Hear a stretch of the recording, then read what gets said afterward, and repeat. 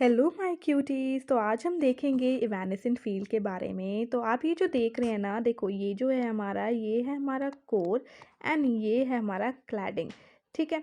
तो जो भी एक इलेक्ट्रोमैग्नेटिक फील्ड बनता है जो बाउंड्री पे ऑप्टिकल फाइबर की कोर पे, और वो सराउंडिंग मीडियम तक एक्सटेंड करता है, तो उसी को हम बेसिकली बोलते हैं इवैनेसेंट फील्ड। क्या बोलते हैं? इवैनेसेंट फील्ड। ठीक है।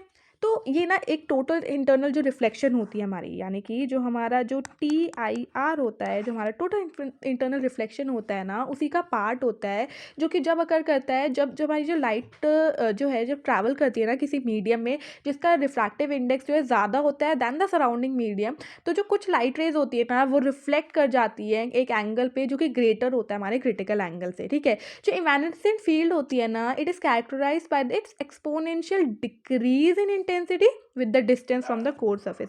यानी कि उसका जो कोर से डिस्टेंस जितना ज़्यादा होगा, ठीक है, उसका ये जो कोर है ना हमारा, इससे इसका डिस्टेंस जितना ज़्यादा होगा उतना ही वो एक्सपोनेंशियली इसकी जो इंटेंसिटी है वो डिक्रीज करेगी। ठीक है।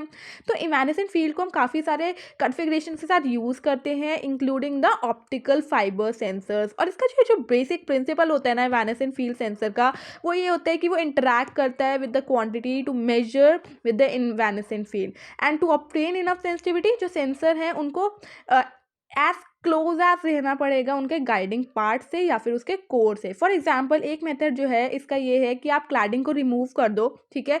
एक सेंसिंग लेयर जो है वो डिपॉजिट कर दो डायरेक्टली आपके कोर पे। ये जो आपका कोर है ना, इस पर आप डायरेक्टली ये जो आपका कोर है ना ये वाला, इस पर आप डायरेक्टली एक सेंसिंग लेयर को डिपॉजिट कर सकते हो। फिर जो सेंसर है उस चेंज को डिटेक्ट करेगा इवैनेसेंट फील्ड में, such as changes in the refractive index to measure the quantity of the interest. That's all for this video. मिलती हूँ आपसे नेक्स्ट वीडियो में, तब तक के लिए बाय बाय।